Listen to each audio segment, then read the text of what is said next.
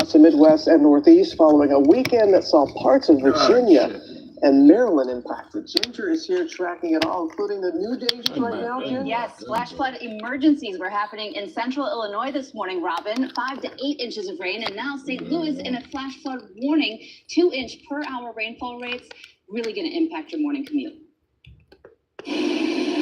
Overnight, millions cleaning up after a weekend of dangerous storms. Roads in Secret, New Jersey looked like rivers Sunday after heavy rain sparked flash flooding. How is this impossible? This after a flash flood emergency shut down parts of the D.C. metro area Saturday. Bystanders racing to help people trapped inside this SUV in Silver Spring, Maryland. Helping one woman out of the backseat window quickly, getting her to safety. First responders arriving moments later. The fire engine's wake causing the vehicle to bob in the water. Rescuers helping the driver out of the front seat and guiding her to dry land.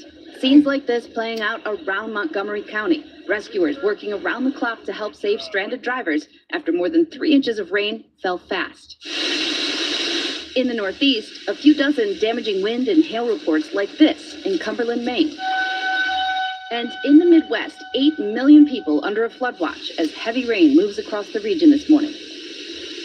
That flood watch goes from central Missouri right through St. Louis, where we have those warnings, along I-64, Evansville, Louisville, Lexington, most of eastern Kentucky into Huntington, West Virginia. So watch that area today for heavy rain. Hazy, hot, and humid, though, for so many others. You say, I know, it's July. Yes, climatologically, it's the hottest time of year, but this means it's even above what it normally is. And that's why I have the extreme heat warnings from Wichita back through Springfield to Memphis. Some of those numbers will approach 110 for the feels like.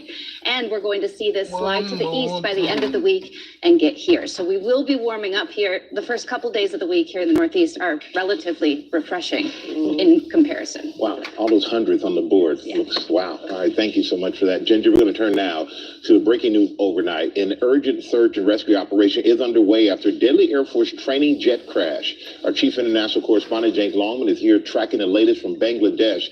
And James, we understand hundreds of students was this 2 hours ago? Are trapped in the aftermath? That is certainly the fear, Michael. Good morning. There is an urgent rescue operation underway right now at a school in Bangladesh after a plane crashed into the campus. It was an Air Force training aircraft and it crashed into a building at a high school in the capital, Dhaka. Hundreds of students were in the building at the time and many are still trapped inside. Fire and rescue teams from the military are on scene now. People are being pulled out of the wreckage. The Milestone School has some 2,000 students from elementary to the 12th grade, and this happened right. I want to see this.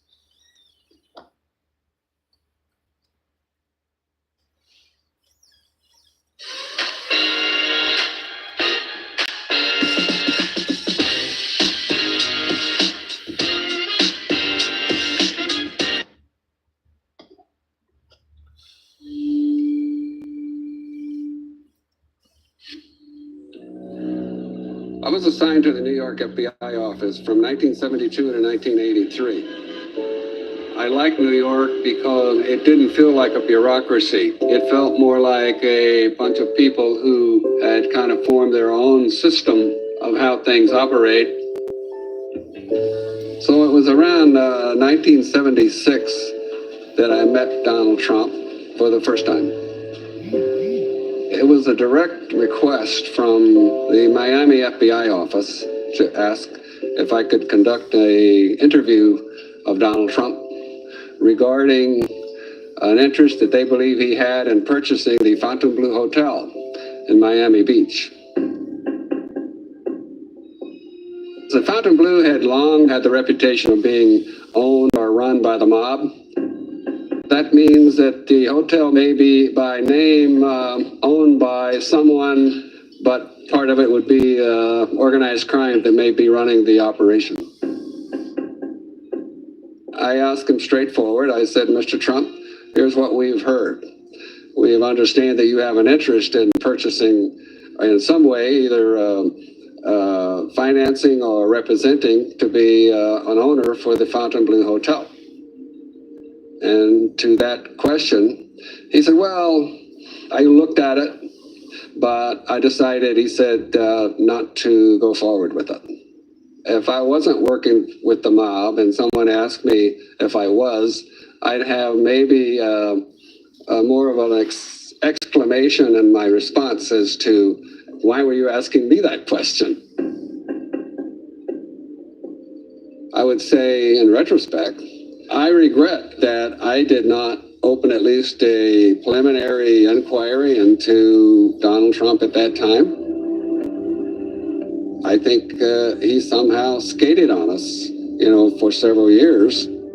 Myron was enthusiastic about helping unravel Trump's past relationship with the FBI. For him, it was unfinished business. The first stop was Brighton Beach, Brooklyn, Trump's heartland, where it all began. It was here in Beach Haven that the Trumps first got into trouble with the feds. Fred Trump, Donald Trump's father, built about 16 or more of these apartment buildings. He wanted to rent these buildings apparently only to white people, because it wasn't long after he got going that the federal government filed a suit against him for discriminating against black people. One of his residents was Woody Guthrie. Guthrie moved into the apartment in 1950 and moved out in 1954 because he could no longer tolerate Trump's discrimination against blacks and other minorities. He let it be known by writing a song about Fred Trump, calling it Old Man Fred Trump, and was not very kind to him. I don't like the way my landlord's treating me. I don't like the way Master Trump is treating me. I don't like the way that Donald Trump, when he and his father were being sued by the Justice Department for discriminatory practices, turned to the same lawyer as most of the big mobsters in New York, and that was Roy Cohn, who was, in many ways, Trump's mentor. Roy Cohn was a legendary figure in American politics. He was sort of the dark, satanic prince of the McCarthy era, which was a viciously anti-communist, right-wing era in the 50s here. Roy Cohn was a guy who said never apologize, deny, and attack. Always attack and counterattack. That's pretty much been, Trump's way of doing business ever since. Never said it, never thought of it. It is fake news. It's more than fake news. It's corrupt news. It's a whole hoax. And you know who's playing into the hoax? People like you. That's enough. Put down the mic. Are you talking to me?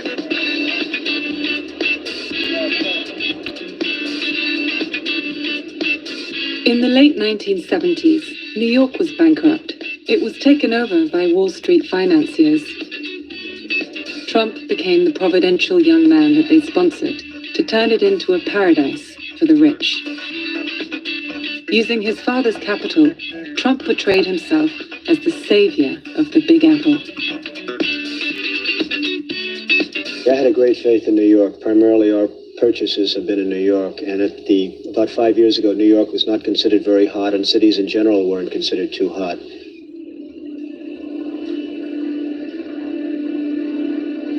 He went on to buy the iconic luxury store Bonwit Teller, demolished it and transformed it into the Trump Tower. These projects came to fruition at a time when New York construction was totally controlled by the Italian mafia. Ron Fino is the son of a mafia don and spent his life infiltrating criminal organizations for the FBI. I had graduated from high school, and like other children, I had to get to work to make a living.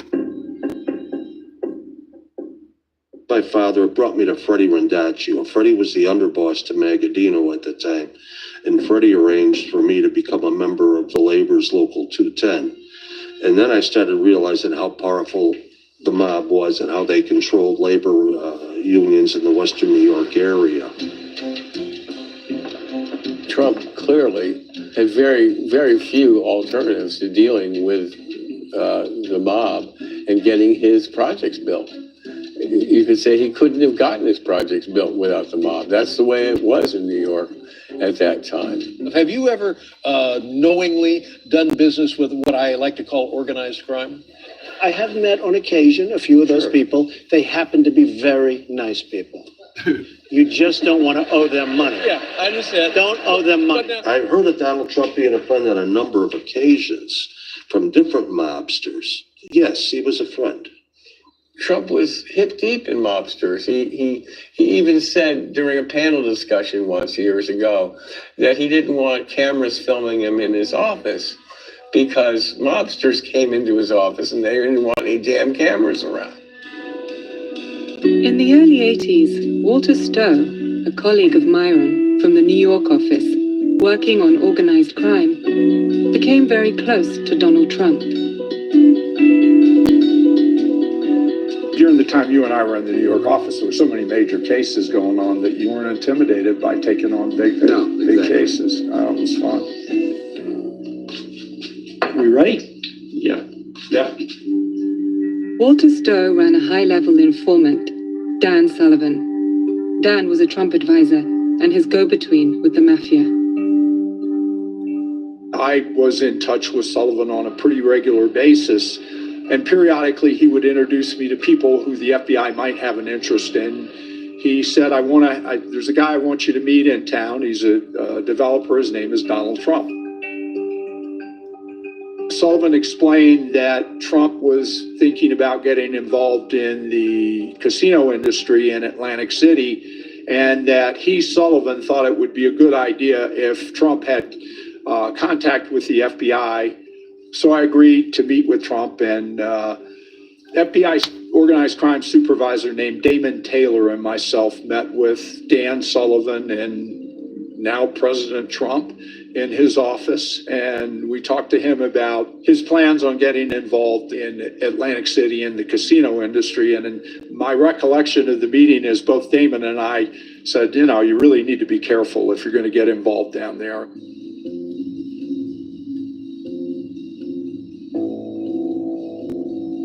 The mobsters were involved in the casinos because of the unions. The hotel restaurateurs and other unions were controlled.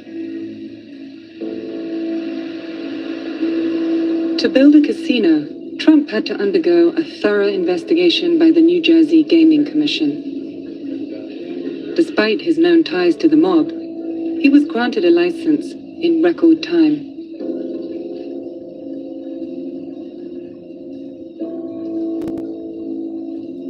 We sort of suggested to him that if he decided to get involved in the casino industry, it might not be a bad idea for the FBI to put an undercover operation in the casino. That way we could perhaps see whether any organized crime activities were going on the periphery of the casino.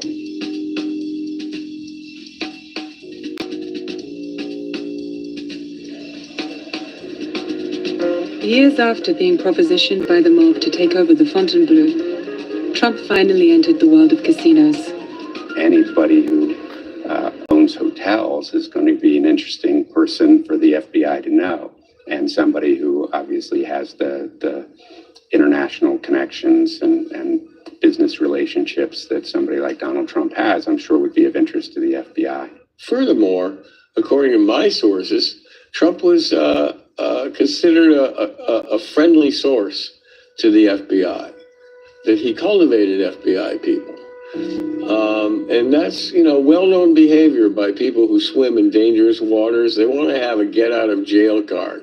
And that get-out-of-jail card is having friendships or being a good source for the FBI. I had occasion to meet with Trump on strictly personal matters. He called me a couple of times. I had lunch with him. At one point in time, he took me to lunch at 21 in New York. We talked about the possibility of me going to work for him. He got the feeling through our conversations of how dedicated I was to the FBI, and at a point in time he said, you know what, you probably are better served to stay in the FBI, and we'll just, we'll remain friends. And pretty much that's what happened. We weren't close friends, but periodically throughout my FBI career, I might get a call from President Trump having to do with really not much of anything.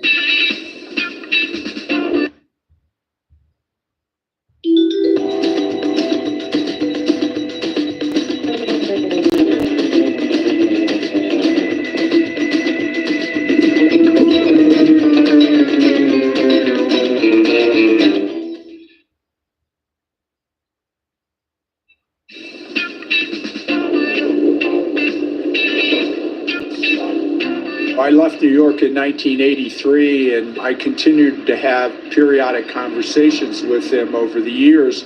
But it's likely that, people like Jimmy Kallstrom, for example, might have had a similar relationship with Trump at the time, and he might have felt like if he got pressure from mob guys on construction project that he could contact the FBI. James Kallstrom was from this point on Trump's man in the New York office. Trump would cultivate this relationship. Kallstrom is a difficult man to reach. Myron eventually made contact with him, isolated in his Connecticut home. Hey, Jim. Can you see me? We do see you.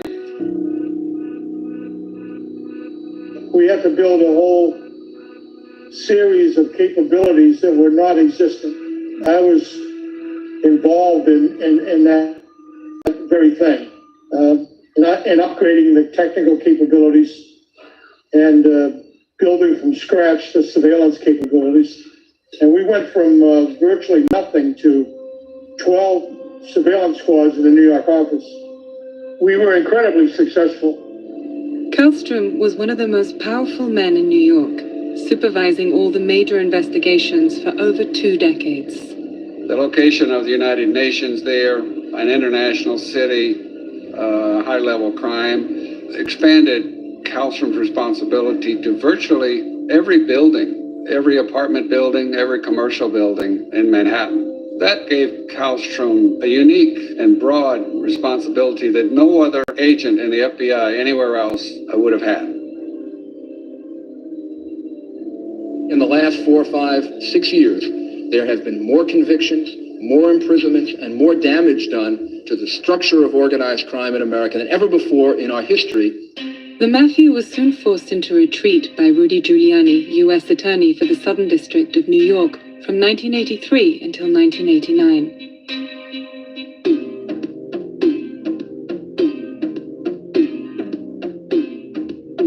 James Kallstrom's surveillance teams from the New York FBI were central to his success. They brought down John Gotti, the local mafia boss, who was eventually convicted through the betrayal of his lieutenant Sammy Gravano. Gravano famously mused about his power over Donald Trump. I literally marvel at the sight of Manhattan when I see it because I controlled it. I literally controlled Manhattan. I think of Donald Trump and everybody else who couldn't build a building if I didn't want to build it. Trump Tower was from its inception inhabited by organized crime figures. The New York FBI, and Kallstrom in particular, could certainly not have ignored Trump's activities.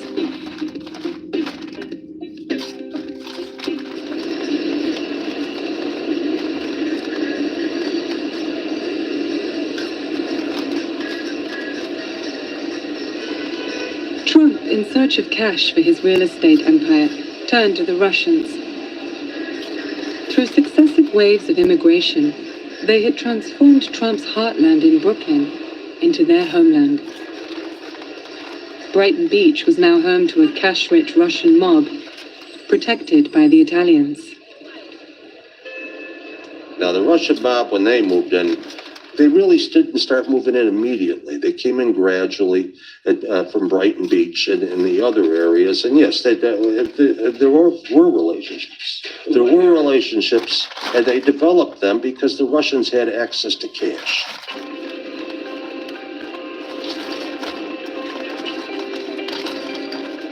The Italians, who protected the Russian mob, ceded control of some of their operations.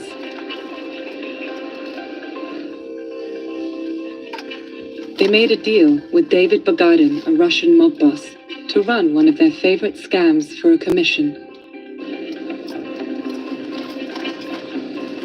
When the Russians arrived here, their first big scam was known as the Red Daisy gasoline tax scam. And what the Russians did was they established hundreds and hundreds of shell companies. They would buy gasoline stations, and just before the tax ban come, they would declare bankruptcy and sell it to another company. So when the tax ban come, they'd say, oh, that was the previous owner.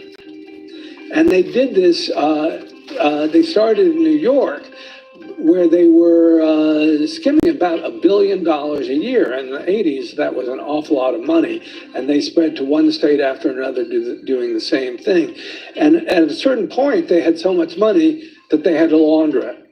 And that's when you see David Bogadin come in and meet Donald Trump and say, okay, I'll take 5 condos.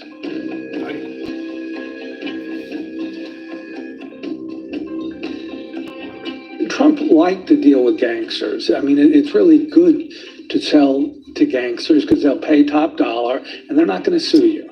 And so Trump came away from that first transaction, and there were many, many more to follow, sold under conditions that set off the alarm bells if you're investigating money laundering.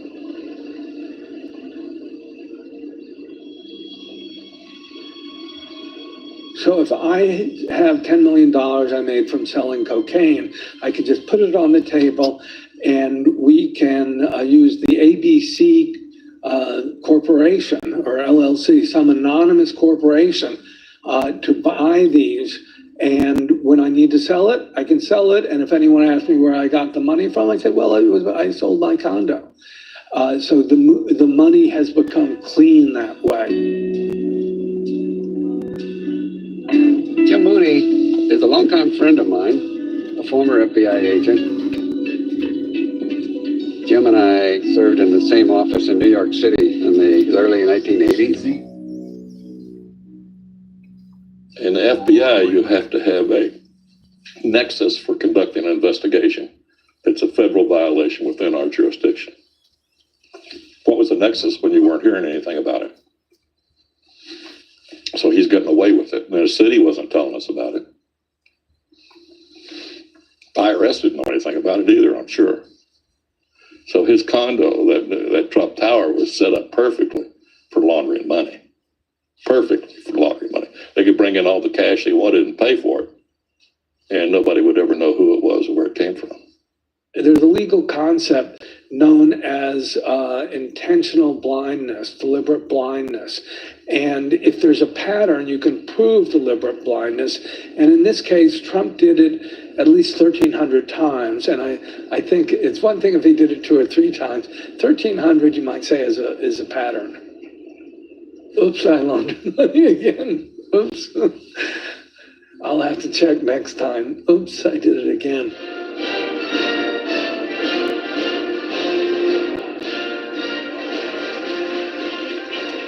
During the 80s, Trump tried to get close to Gorbachev, convinced he could bring peace through commerce. If you look at the Gorbachev era, to most Americans, we saw a very genial General Secretary of the Soviet Union who was making things much, much more friendly. There was perestroika and glasnost. We won. Everyone was celebrating. In fact, I think something very, very different was going on beneath the surface. Once the Soviet Union crumbles, essentially the floodgates are open. And billions of dollars are out there. And that money desperately wants to be part of the Western banking system. The fall of the Soviet bloc concentrated what little wealth could be gleaned into the hands of predators who had little concern over the necessary frontier between crime and capitalism. Jim Moody convinced the FBI of the impending danger and set up a joint task force with Yeltsin's police. meetings I was in Russia on, the first deputy minister gave me the name of a mythical, legendary Russian organized crime figure, a Yapanchik, which means little Japanese, guy by the name of Ivankov. He told me that this guy had been sent to the United States. He was a thief in law. Been sent to the United States to take over all Russian organized crime and get control of it. And we didn't even know he was here. So, used that information. They talked to the New York office. They set up a Russian squad. And they started trying to find Ivankov. And they had a heck of a hard time finding Ivankov. But they finally found him, and he lived in Trump Tower. Here's this mythical Russian organized crime figure living in Trump Tower, but he's traveling down to Trump's casino in New Jersey all the time, losing hundreds of thousands of dollars. So we start really zeroing in on him. Ivankov learned of it, and he moved out of Trump Tower and went back over to Brooklyn. Ivankov was eventually arrested in Brooklyn by Kallstrom's New York FBI agents. If you know New York, 721 Fifth Avenue, Trump Tower is one of the most prestigious, chicest, glitziest addresses in the city. You don't expect it to be a high crime area, but there was a lot of crime going on there.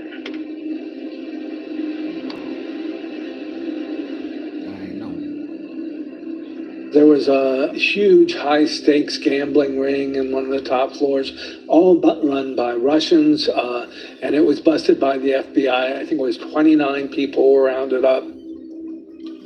Trump had his home and his office in Trump Tower. He was there all the time, so he had to know about this. Despite successive interventions, wiretaps, and arrests, the New York FBI investigations never homed in on Trump, as if he was protected or off limits. Why is it there's a level of white-collar criminality that doesn't get the FBI's attention? Special Agent Mike German is convinced that white-collar crime is a threat to national security and has always escaped the authorities of a country obsessed by profit. This failure of the FBI to recognize that crimes by establishment figures can have the same impact, and in fact a greater impact on our global security than anything that some violent guy with a gun can really accomplish. There is a national security issue in whether somebody who has engaged in corrupt behavior can lead our country in a way that isn't corrupt. In the 90s, both Trump's affairs and marriage suffered serious setbacks.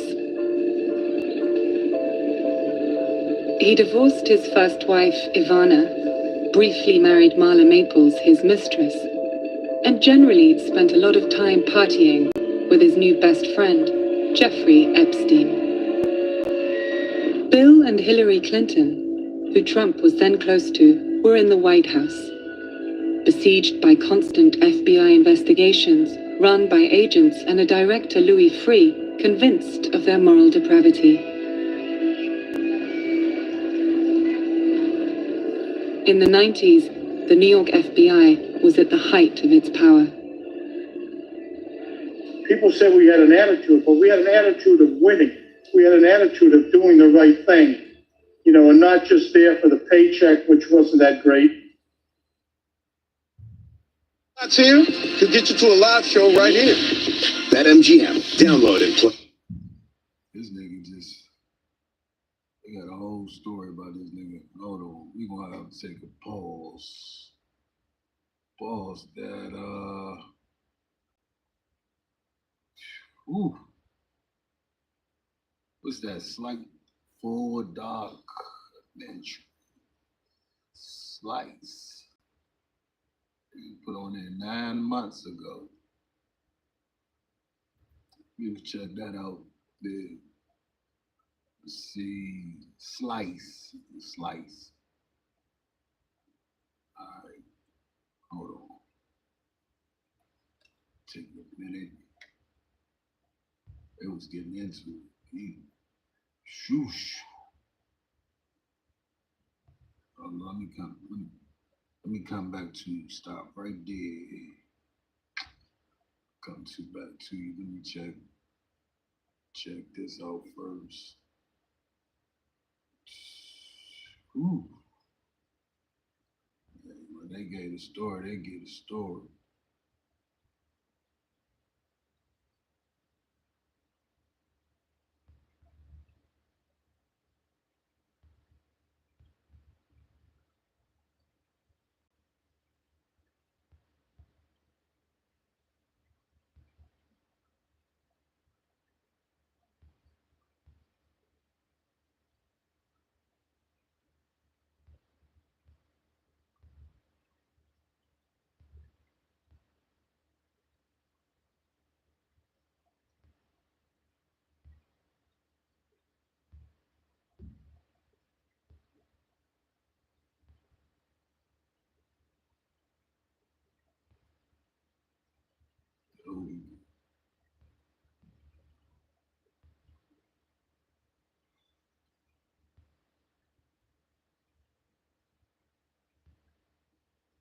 There we go.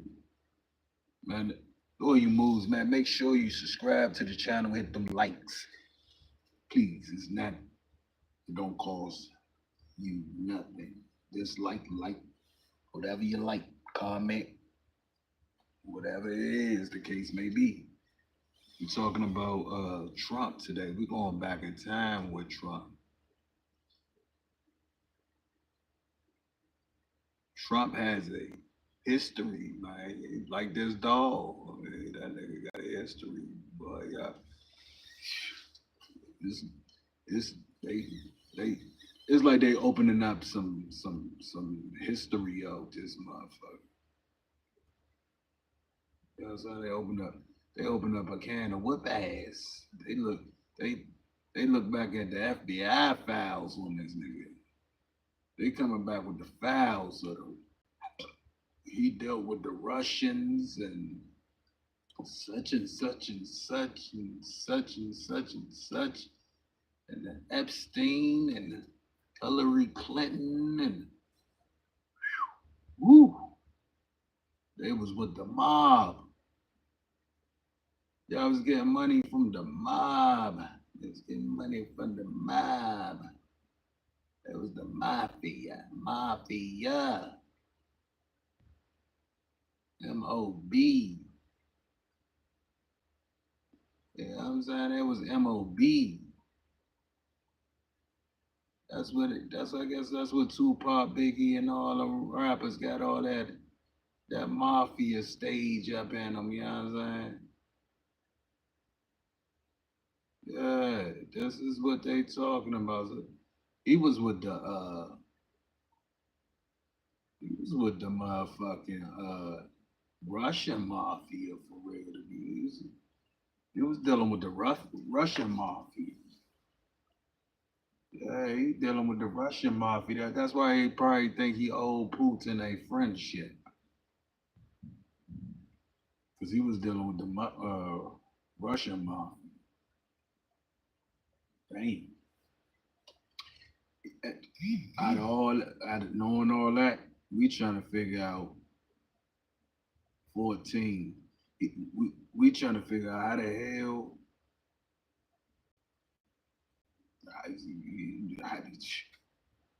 a regular criminal can't even get up in there. You know what I'm saying? Y'all saying like I've been saying, I think he been a foreman for like the FBI. He was like a foreman. Got it. He was deep cover and shit.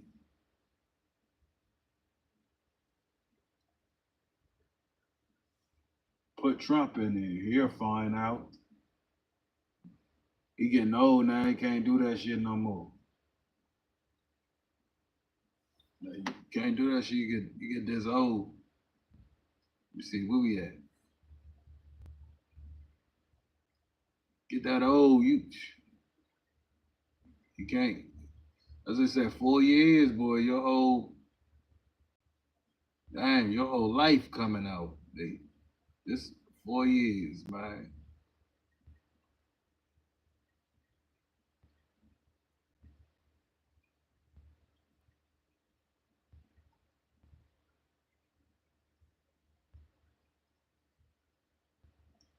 Whew.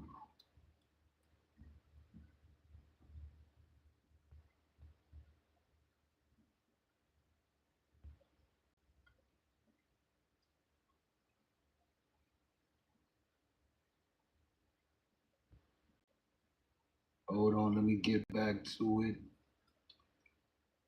They was digging deep, and they look, they dig deeper than deep.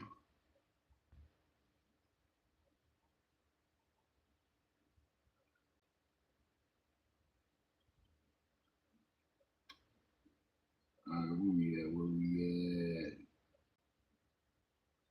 Let's see, once upon a time.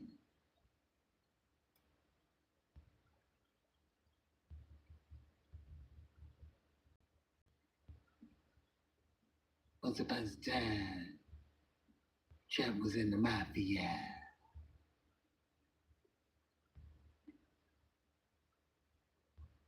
I'm mad at you for saying that, man. You can't be saying shit like that. Trump was in the mafia.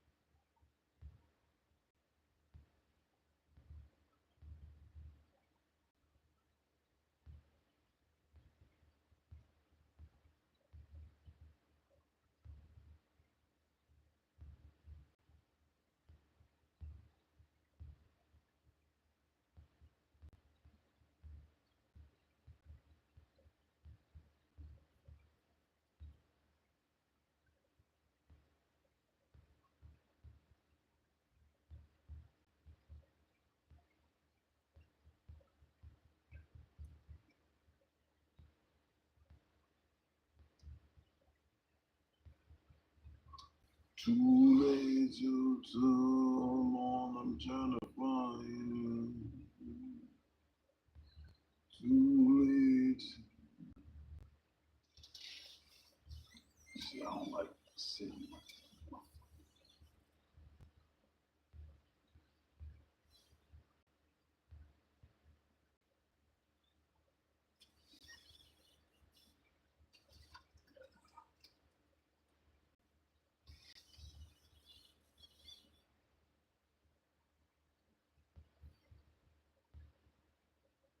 Too late to fall alone. You got your man. I don't care. Don't affect my life. Fuck what Donald Trump do. I'm rich.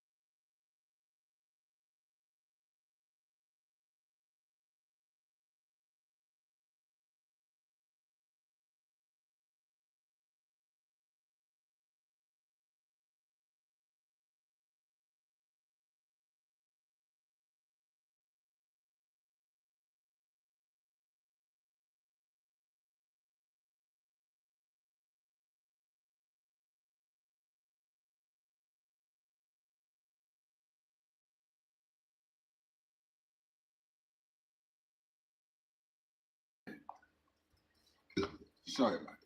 Break. Too long. Let's go. That is Loyal Moves. Make sure y'all subscribe to the channel, hit them likes. We're talking about your boy, Trump. Yeah, man. Rubbing the poor, feeding the rich. Over 200 million down. Damn. Let's see.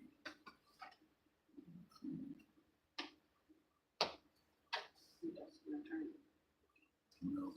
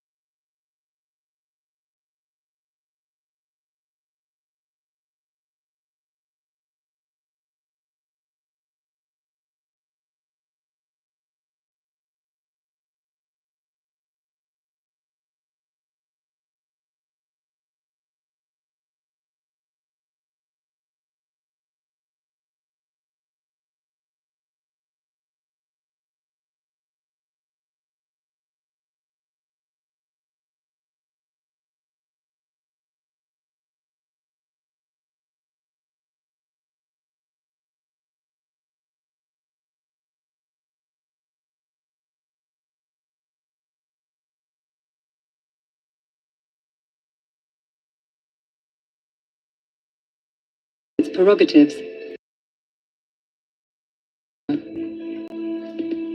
The FBI was at a crossroads at that point. Mueller came in when Congress was seriously considering whether to split up the FBI and specifically to take the intelligence function out and put it into a separate agency and to leave the FBI as a primarily law enforcement agency. On September 11th, we understood that criminal terrorist groups can plan overseas, recruit overseas, finance overseas, and then attack us within the United States. So we had to build up and are building up the intelligence infrastructure to identify those individuals before they can attack. Trump's world after 9/11 was not too rosy. Many of his enterprises failed miserably, notably his Atlantic City projects, destroying any future the city may have imagined for itself. Once he was $4 billion in debt, the Russians rushed back to help him, because this was a time when Trump couldn't get bank loans from anywhere in the West, with the exception of Deutsche Bank, which was famous for laundering money from the Russians. The Trump-Russia Friendship Society was to do everything to save the soldier Trump. In 2002, Tamir Sapir, a self-made billionaire from Brighton Beach, financed a company, Bayrock, conceived to save Trump with Russian capital. They put up all the money, and Trump would get a franchise fee that was quite high, from 18 to 25%, which is an enormously high fee, and that's how he got rich at one more time. So he was back on his feet, thanks to the Russians. Still clear of politics, hopelessly indebted, Trump sold his brand to his Russian friends to save his bacon. The main man in this enterprise was Bayrock CEO Felix Sater, a condemned criminal from Brighton Beach. The Berkeley School of Journalism recorded him being questioned by its students. Despite his criminal record, Felix Sater is brazen. Nobody has branded real estate, right? You have branded vodka, you have branded jeans, you have branded clothes, you have branded everything. He figured out how to brand a piece of real estate. And I wanted to get into real estate, and that's how I met him. Sater, it turns out, was a convicted criminal. He got into a bar fight and stabbed a guy in the face, causing 110 stitches. He also did a pump and dump stock scam, which was kind of the kind of thing the Russian mafia did on occasion. Although he had this checkered past, he spent years assisting the FBI and the CIA on a whole range of matters, both involving mob influence on Wall Street, as well as information he was able to glean from his Russian sources about Al-Qaeda and bin Laden and potential attacks on American troops in Afghanistan. He was cooperating with the FBI and getting them various stuff on counterterrorism and so forth. But the FBI was letting him to do his criminal activities, which happened to be laundering money with Donald Trump. We were in the building. We were in Trump Tower. We were on the 24th floor. Trump Organization's on the 26th floor. Did you guys get along? Yes. How would you characterize your relationship? Friendly. Witness in a civil suit involving SATA, Donald Trump was recorded under oath. I do. About how many times have you conversed with Mr. Sater? Over the years? Over the years, if you could estimate. Not many. Not many. If he were sitting in the room right now, I really wouldn't know what he looked like. Mm-hmm. I have met him hundreds, maybe thousands of times.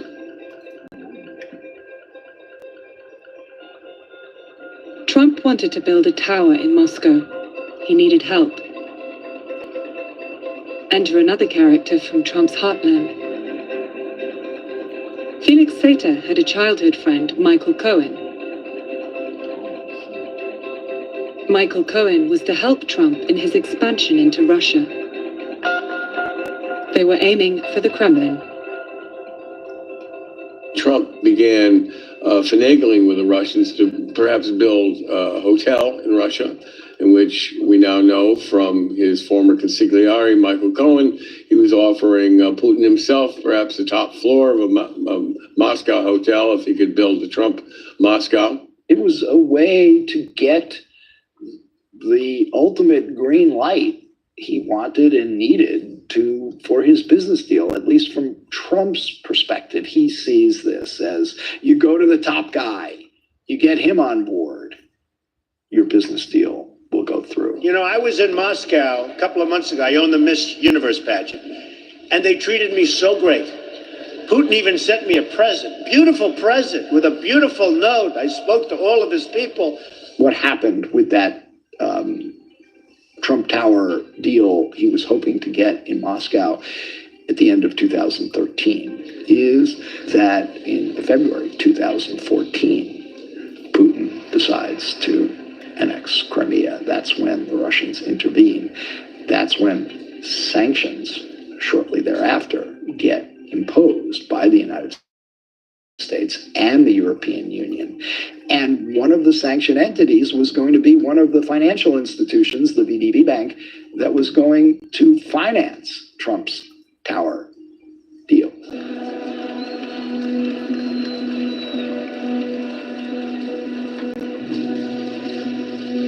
Ladies and gentlemen, I am officially running for President of the United States, and we are going to make our country great again. From the moment Trump was running for president, FBI's counterintelligence was obliged to vet the candidate and his links to foreign powers. This was not the FBI that Trump made deals with. Myron went to see Craig Unger, who was convinced that FBI counterintelligence had been surveying Trump's Russian contacts for decades, and therefore Trump.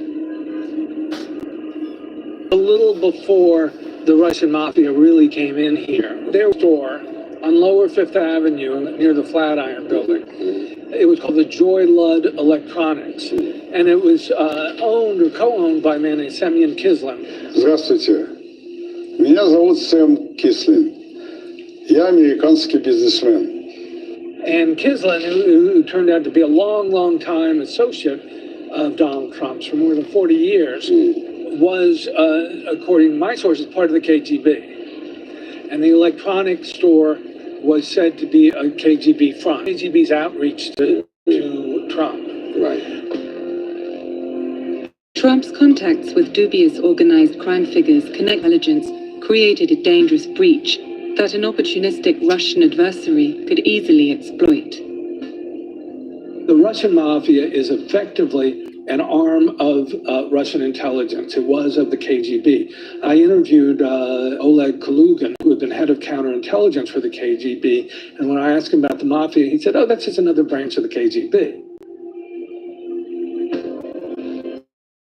There was a series of operations that proceeded sequentially, all of which had KGB tradecraft as part of them. Felix Sater and Michael Cohen did not seem to realize that they were working for a future president. By mixing property development with US foreign affairs, they were not only compromising themselves and the possible future president, but perhaps committing illegal actions.